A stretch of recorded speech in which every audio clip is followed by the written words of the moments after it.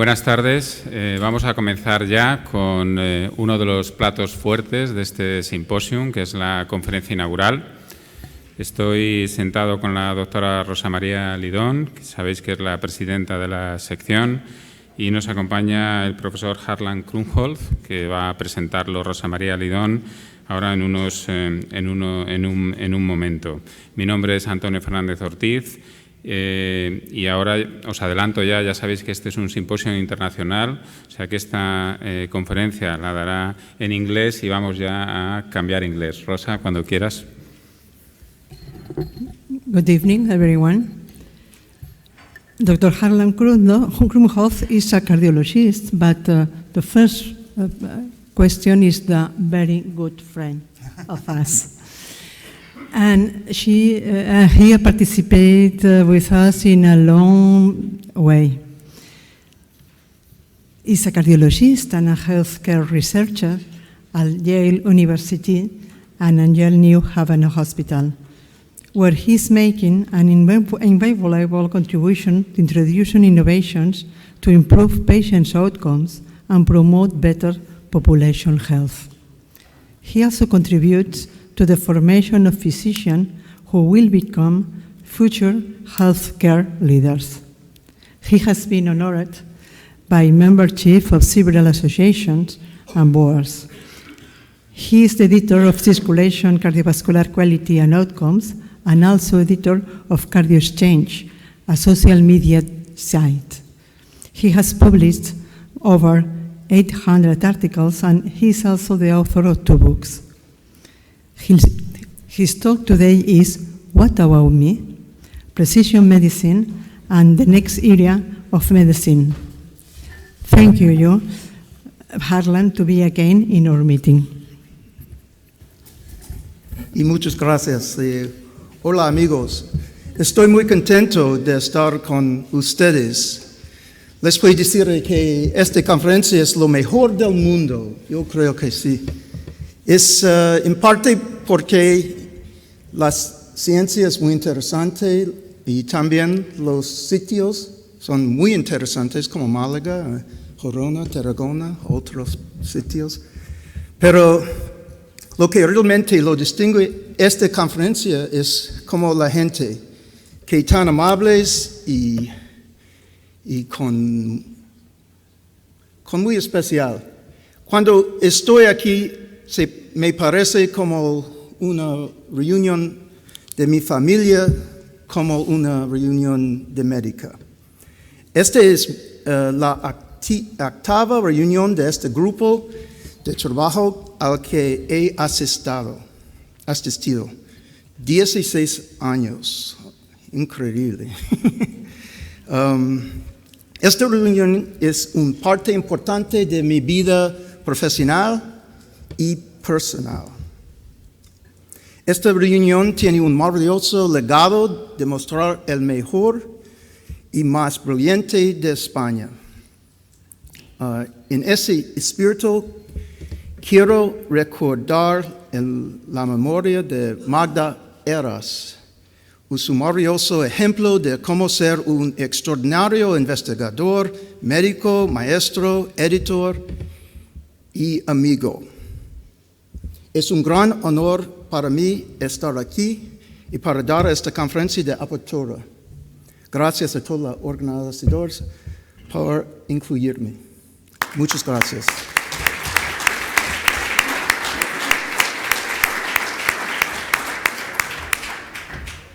Vamos a empezar. Entonces, en inglés. The topic today is precision medicine. What about me? When I offered this topic, I was reflecting on a lot of interest and enthusiasm in this word, in this topic in the United States.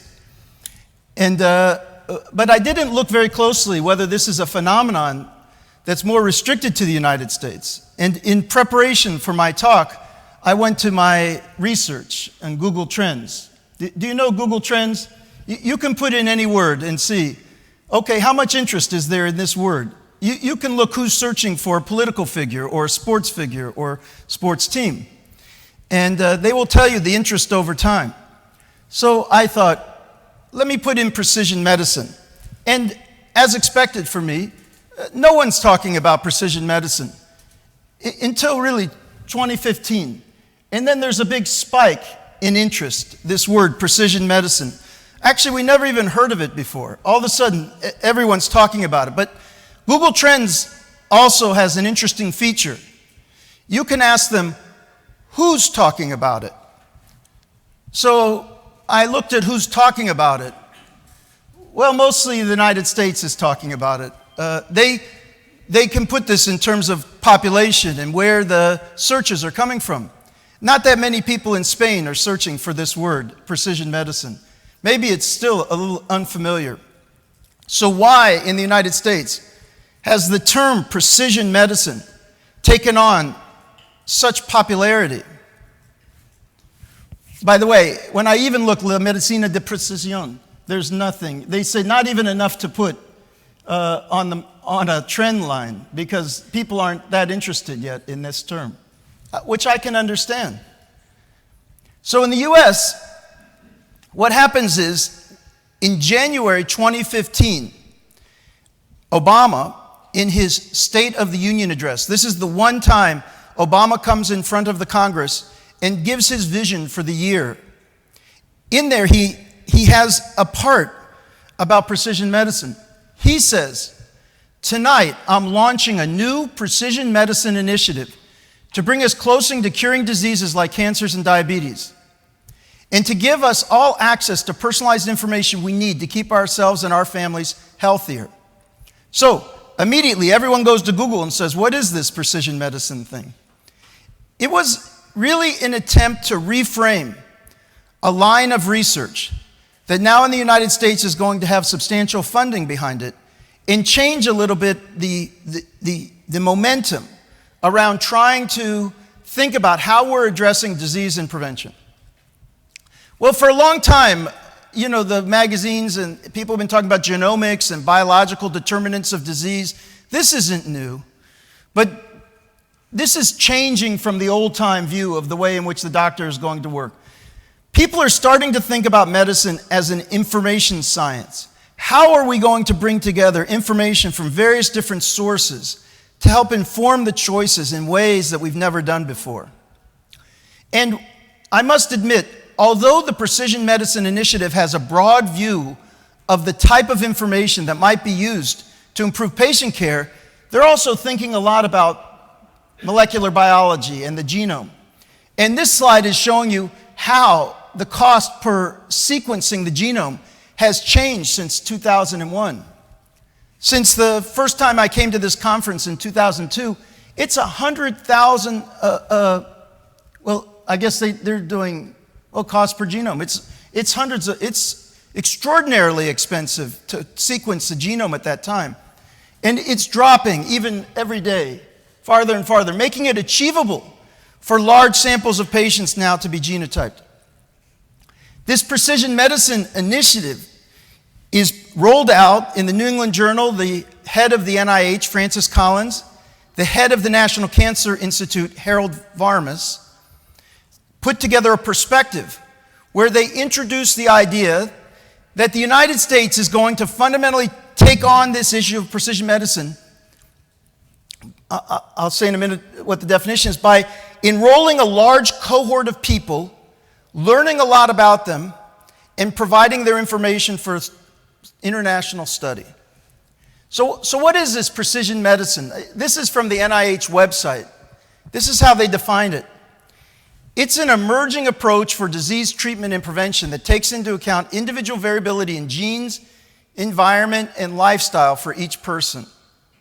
I'm going to suggest to you in this talk that this represents a bit of a change from first public health, where we think about large-scale interventions for large populations, but it also raises questions about the clinical trials that we've been performing and the way in which we translate clinical trial information to the individual. So there may be some confusion around these words, and I will tell you it's not just English to Spanish, Spanish to English. This is confusion for everyone, which is, well, I thought we had been talking about personalized medicine. Now we're talking about precision medicine. If you look on Wikipedia, they say they're the same. I don't think so. I think there's a subtle difference between them. And I'm going to tell you why I think that that's true. Because otherwise, we're going to start getting confused in terms. And what is the need for even a term precision medicine? In my view, precision medicine provides the evidence that fuels personalized medicine.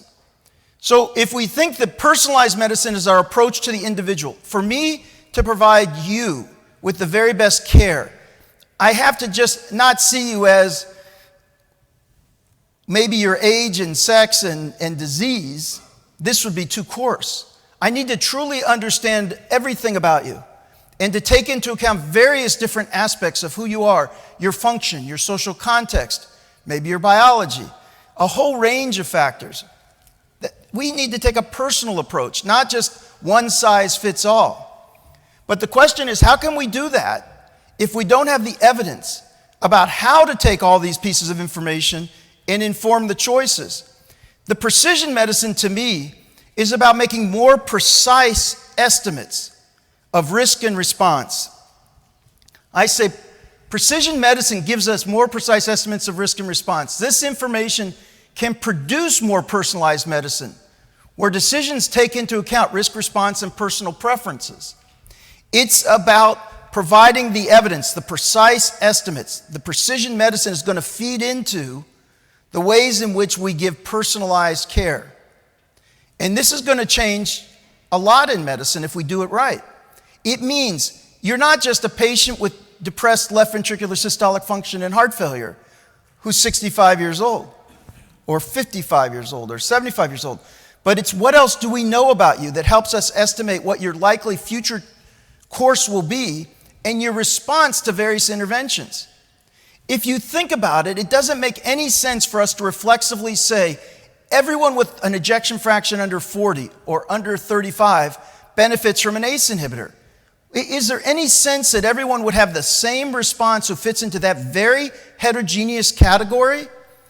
Is it in any case possible that all of those people respond similarly? Or is it more likely that there's great heterogeneity in the response, and yet we do not know how to understand who's likely to be major responders and who are likely to be non-responders? The mission of the Precision Medicine Initiative is to enable a new era of medicine through research and technology that empowers patients, researchers, and providers to work toward the development of individualized treatments. I actually think what they should be talking about are individualized decisions. Not just, you must take this because you're that, but to give better information about who's likely to respond to what regimens and at what risk.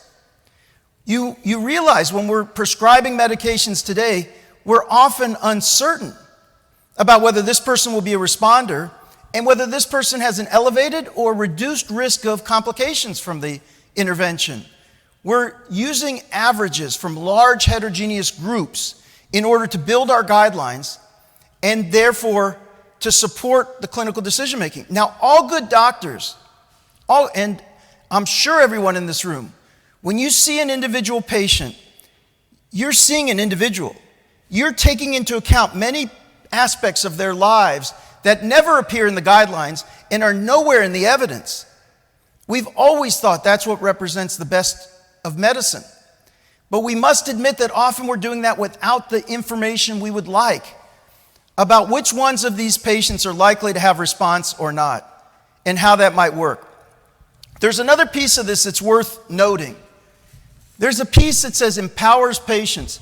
The Precision Medicine Initiative in the United States is going to have at its core the belief that research should be done in partnership with the participants.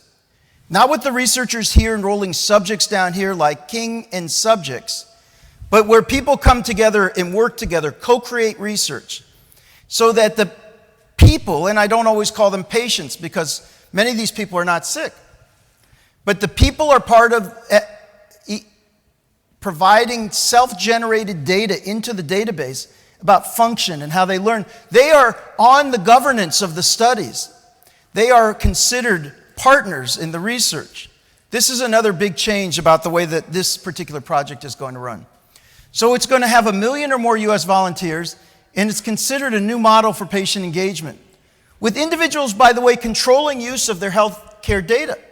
So when we do measurements in the study, the people are also going to get that information back. It's going to be flexibility on how and when to participate, and open and responsible data sharing. It's intended to usher in an era of open science, as well as this co-creation model. Now, we're not the only ones to do it, and just quickly to say, there are efforts, maybe they're not called precision medicine, that are going on in other places. Of note, in the UK, the Biobank project has 500,000 UK men and women aged 40 to 69 recruited, with a general consent for all types of health research, extensive baseline questionnaires and biological samples, and enhancements in large subsets of participants, and repeat assessments. This looks very much like the Precision Medicine Initiative in the United States. Slightly smaller, ahead of us in the enrollment. Rory Collins is running it, and seems to be going quite well. The question will be, what's going to be the yield? What's the harvest on these things? And they have all sorts of measurements. I don't have to go through them, but at baseline to try to understand the variability in the population and to come up with better estimates and understanding of individuals. I sort of say precision medicine is about an individual, but in order to do it, you have to have massive numbers of people, because ultimately what you're doing is trying to build smaller clusters of individuals, people who are like each other, and understanding what their experience is.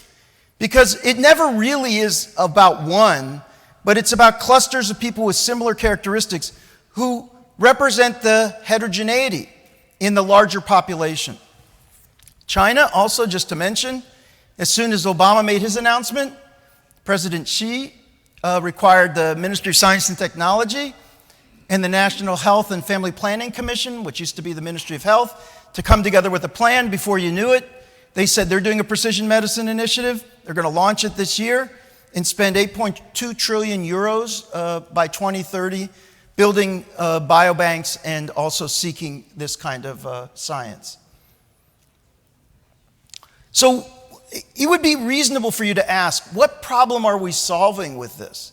Because so much effort is going into bringing together so much data. What are we asking? It's an unusual approach. Usually we have a hypothesis. We go to plan a study to address the hypothesis.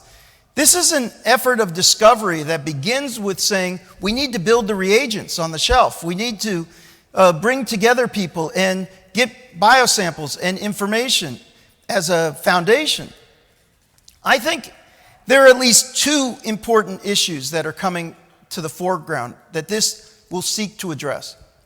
One is our antiquated disease taxonomy, and another is our imprecise estimates or lack of estimates about risk and response. I'm going to say this a couple times, but can you believe we're still using a disease classification that would be familiar to doctors maybe 75 or 100 years ago, largely? When you talk about, heart attack comes into parlance at around 1915 or something like that. Herrick describes it, and heart failure has been around for a long time. And we're using the same terms and classifying people in the same broad strokes that they did. Now we're using more advanced technology. We can understand the physiology to a much greater extent, but we continue to describe a large group of people with heterogeneous characteristics whose mechanisms of disease may be quite distinct in similar fashion, and are even writing guidelines that are taking a broad view of specific conditions and clustering people together despite the fact that there are important differences between them. The second thing with response to risk and response, still, even today, our ability to project what someone's precise risk is and to understand whether they're going to respond to particular therapies is very weak.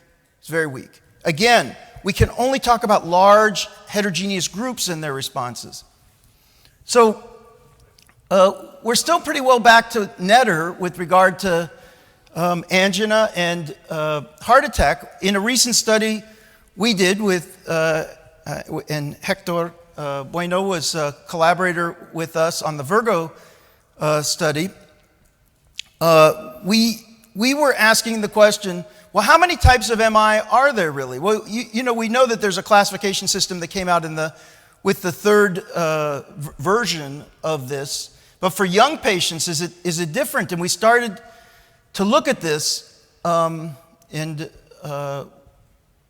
as you know, Virgo and Imhoven were paired studies together. I must say grew out of this meeting that we were able to do a study with Spanish colleagues and work together on this.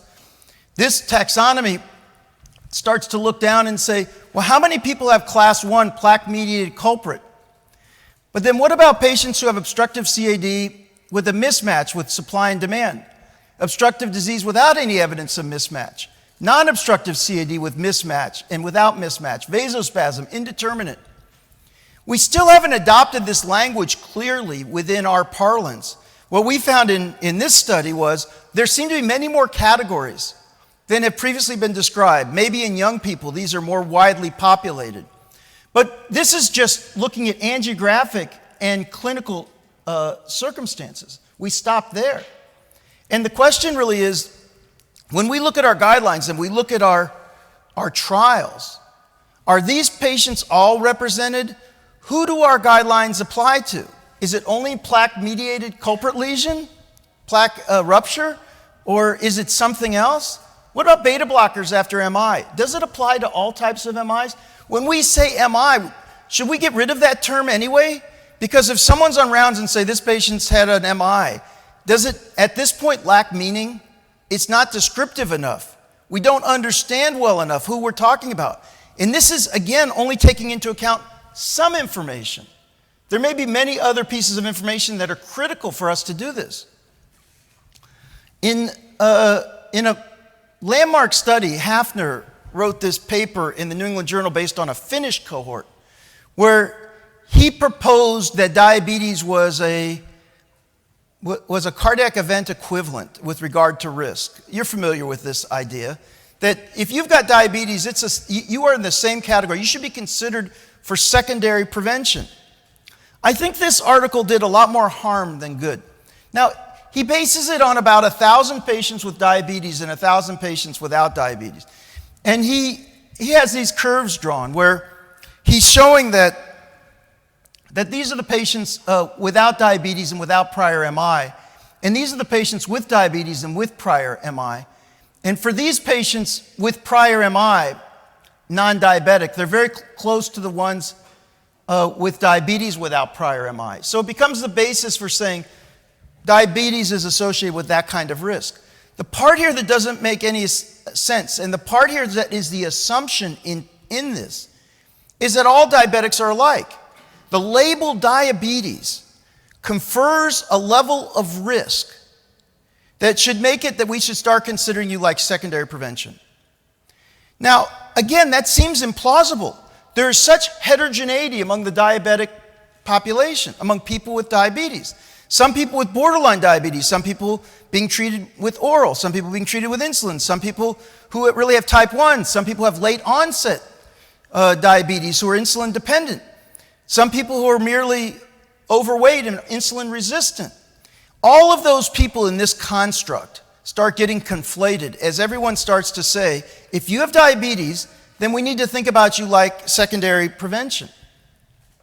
When you go to the guidelines, now, that's in the 1980s he publishes that.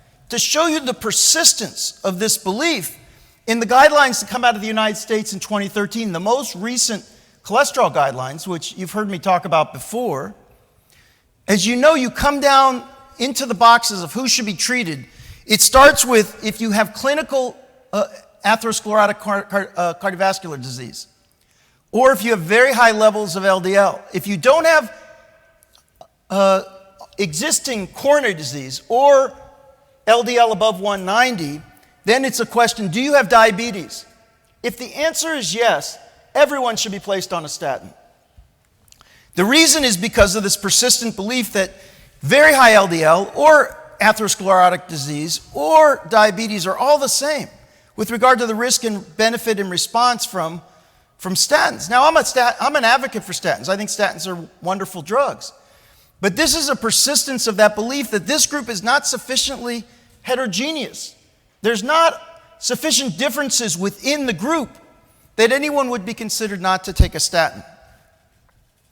And it's just a question of whether you're taking high-intensity statin or moderate-intensity statin. These guidelines are saying that's the only decision that you have if you have diabetes.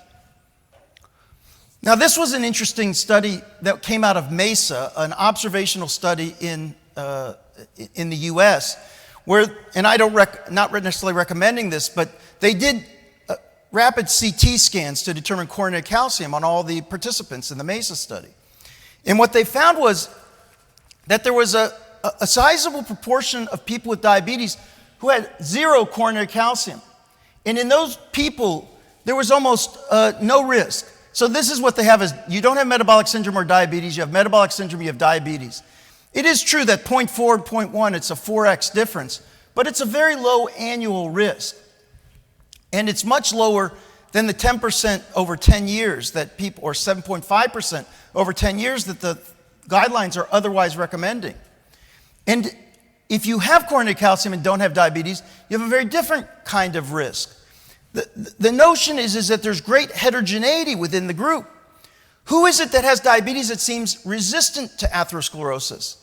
Who is it within the group that has diabetes that seems prone to diabetes? Where have we investigated this? Instead, we've defaulted towards very reductionist thinking, very easy categories that are in fact quite heterogeneous. How about AFib? I want to take this into account where the decision about who should get anticoagulated. What is our state of the art? What is our most advanced science for atrial fibrillation? What will every medical student be tested on? Well, they'll be asked, do you know the CHADS VAS score? That's how now I don't know, in Spain you may be more sophisticated than we are. But this is what happens in the United States. So this is a remarkable thing because here's what we do. We say, do you have congestive heart failure? You get a point. Do you have hypertension? You get a point. Do you have diabetes? You get a point. By the way, if you get more than 2 points, we say you should be anticoagulated. Well, according to this, that means if you're an older woman, all older women should be treated with anticoagulated, as if there's no heterogeneity within that group. But by the way, heart failure, what kind of heart failure are we talking about here? Heart failure that occurred 10 years ago? Heart failure that's active now? Heart failure that's so severe you can't get out of the chair? Are they all 1 point? How about hypertension? What's that mean? How about diabetes? What does that mean? All of these categories are hopelessly simplistic. They contain very different populations of people. This is our latest technology in atrial fibrillation to ensure that we can prevent strokes. And all we're doing is throwing up these numbers. By the way, in case you don't know, in medicine, we can't give you a risk score with more than 10 factors in it. So it's because we expect everyone to be able to do it with their hands. I don't know. Forget that you have a computer on your belt. You've got to actually do it on your hands, which is why this represents, in medicine, our most latest science. We really, if we go to the toes, we might be able to go 20, but otherwise we're stuck with less than 10. So this is what precision medicine is trying to do. Do we need to, now I'm on disease taxonomy, do we need to rethink our labels and names, what we're calling things? I mean, who said there were 2 types of diabetes? There are probably 20 or 30 types of diabetes. Which type are you in? How dangerous is the type you're in? How do you move people from the dangerous type to the less dangerous type? Or does everyone with type 2 diabetes, do we really think they're all the same? Heart failure, MI, AFib, they all have nuances to them, but we as physicians are left to guess what it means. If you're in AFib intermittently, or if you're in it all the time, we can look at the trials, but the trials have very diverse groups of people. Now, some people, and I'm one of them, have written papers where we've even said, let's look at AMI in the elderly. Is the elderly really one group? I mean, I've written papers about AMI in women. Is that really one group? We've got to start thinking about individual differences and how we recognize the heterogeneity in these groups and how we start to understand clusters within these groups so that we can guide our decision making instead of just saying, well, women have higher risk than men, or older patients have more complications than younger. Oftentimes writing things that only make common sense and don't actually illuminate which of the older patients are like the younger patients, which of the younger patients are like the older patients, and why. Those are some more interesting questions. Now, mistakes we've made. Another mistake is focusing precision medicine on absolute risk and not considering heterogeneity and risk. I have been here before to tell you, when you make decisions, we have to consider the risk of the patient. Patients at high risk have a lot to gain from interventions. Patients at low risk have little to gain. But we've ended up focusing so much on tying our interventions to the risk of the individual that we've neglected to think that this is a summary characteristic of the patient and that how you get to that risk may be as important as what your risk is. So for example, in the cholesterol guidelines, in the US, this is a big deal. There's this part of it that says, if your risk is greater than 7.5%, and boy, that is very precise. If you're above 7.5%, you should be treated with a statin. It's not clear what's magic about 7.5%, but that's what they say. And then we're given a risk calculator to calculate the risk of individuals. But one of the things it neglects is that how you get to 7.5, let alone, I'm not going to argue about 7.5 at this talk, but how you get there may make a difference. Does the 40-year-old with multiple risk factors, whose risk is 8%, the same as a 80-year-old whose whole reason that they're at 8% is just because of their age? Are they the same? We have tended to just say, no, it's just about risk, and assumed that the response to treatment doesn't matter how you got to that risk, that the relative risk reduction is independent of what brought you to that risk. Does that make any sense? It would seem to me that the 40-year-old with multiple risk factors probably has a different mechanism of risk and a different response to treatment than the 95-year-old who's a very high risk because they're 95 years old. It would seem, and who's never had heart disease up until that point. But we haven't dealt with any of that. We give you this risk calculator. This goes up to 79, but even take the person at 79 with no other risk factors is going to be at the same level as someone 45 with multiple risk factors. And the guidelines are asking us to just think of them the same. Again, when you get to precision medicine, it's a question of maybe how you get to that risk really matters. I was just going to show, this is a cord, you're very familiar with this study about intensive glucose, no difference, in fact, a mortality hazard. But then we get to the subgroups, and this is what happens when we do the trials now. We power it for the main effect in the overall population. We do modest subgroup analyses with a few pre-specified groups. We're very underpowered to be able to detect clinically important differences in these groups. We end up shrugging our shoulders mostly. Sometimes there's a borderline significant number, and then the guideline and the headlines will say, this works or this doesn't work. Again, it seems implausible to either discard the whole therapy because on average it didn't work. There could be a lot of scenarios that lead it to not work. It could be that half the group, it could be the whole group are non-responders.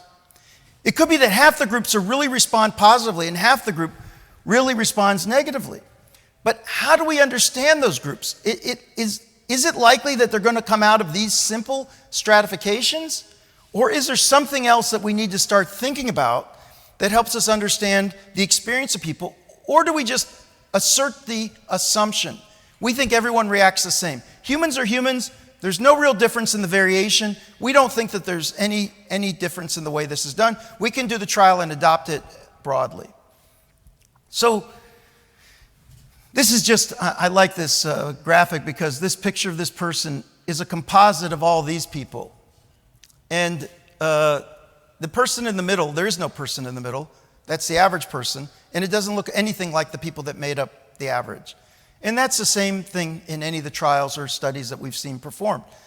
That we get a picture for an average, but there is no average patient. Actually, what I think should happen in these studies is we should know what percent of our patients are very close to the average of person who was seen in the study. How much of that variability? You take the SPRINT trial, for example, the inclusion criteria was a blood pressure up to 180. The average blood pressure in the SPRINT trial was 138. Am I supposed to take that as an average result for everyone who met the inclusion criteria? Or even within the study itself, there's great heterogeneity. So when we are sitting with the patient, this is a 95-year-old patient, how are we supposed to bring this together for what that person's risk and response is likely to be? I say to you, I think, where's our future?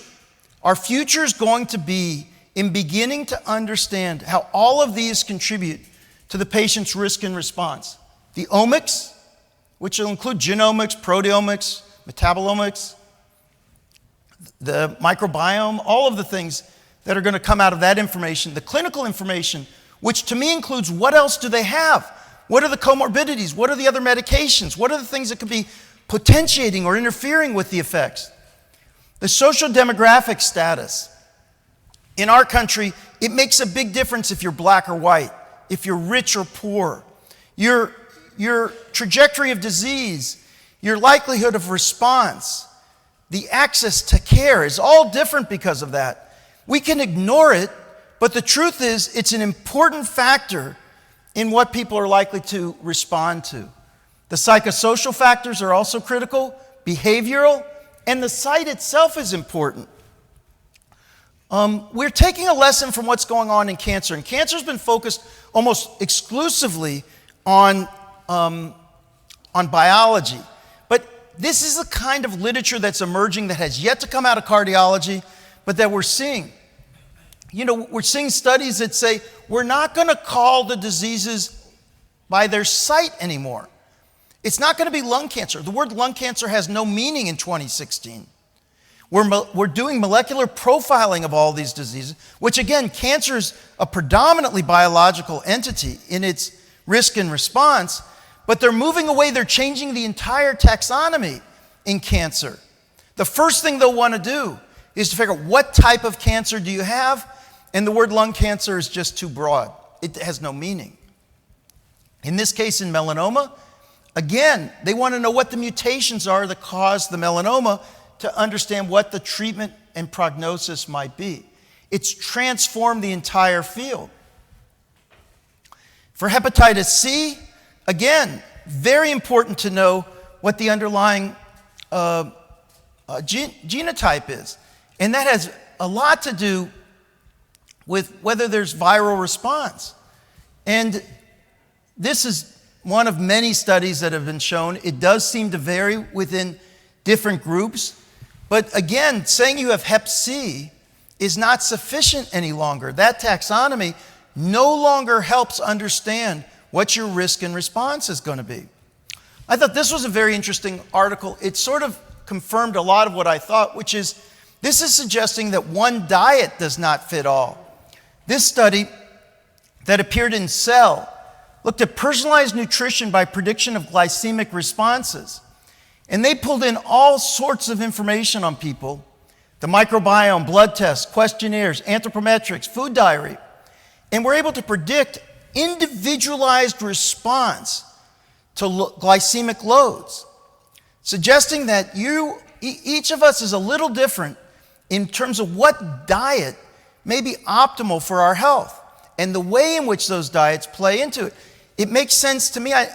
It would, again, seem implausible that one diet is the best for everyone.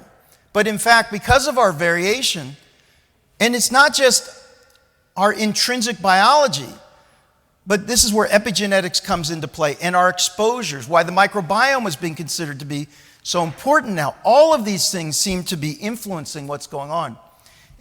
And this is just showing the relationship of cholesterol and risk across different areas of the world, again, suggesting that maybe different populations respond in different ways. Now, there are different cholesterol levels, but there's also different responses. So I believe we'll start collecting this in a much more robust way. This is life expectancy by SES, by the way, in the US. I meant to show you this just to say whites, blacks.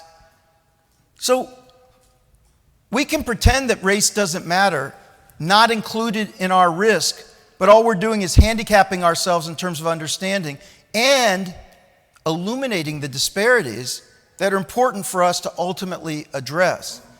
But this is where all of this is going to come together, I believe.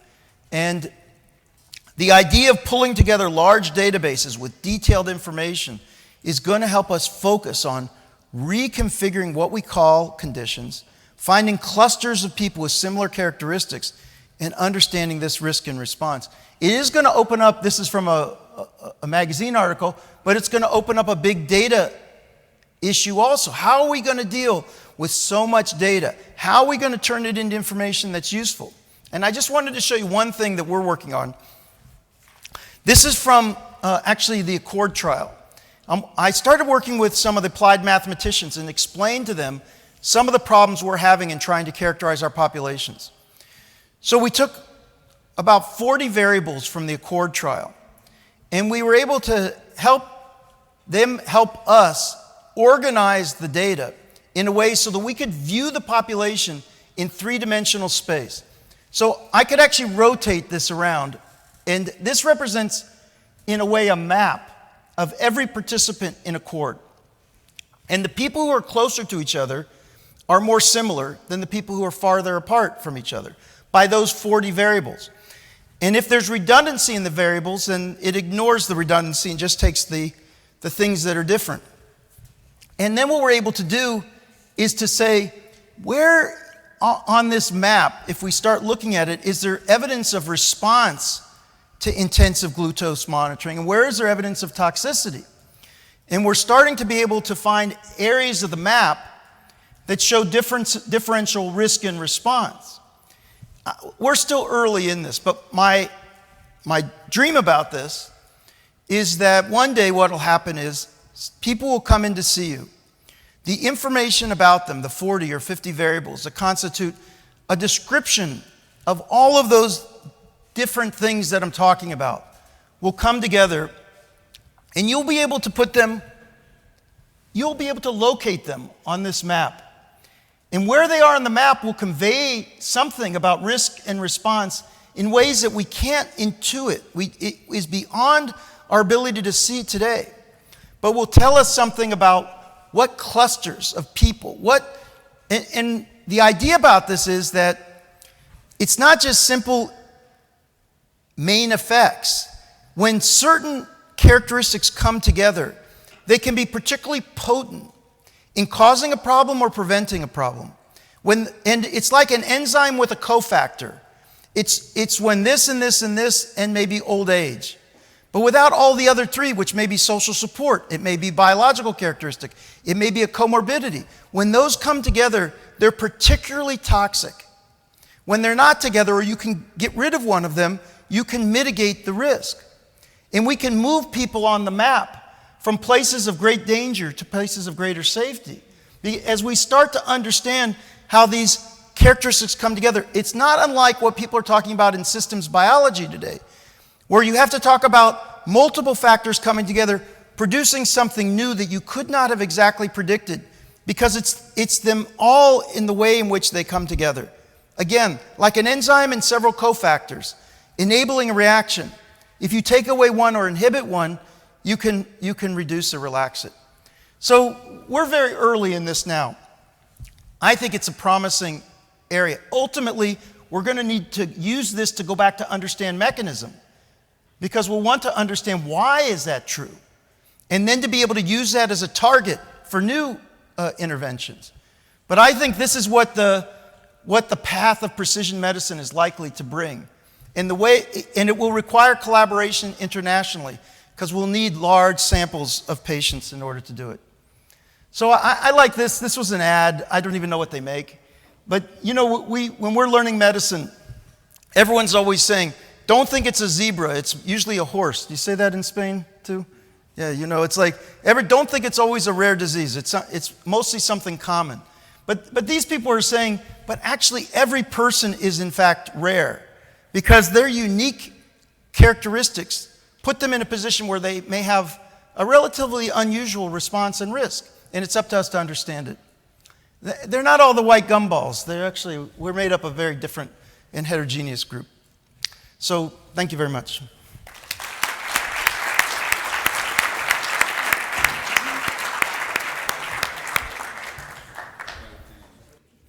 Thank you, Harlan. Thank you for your enthusiasm. Thank you for making simple questions to difficult and important problems.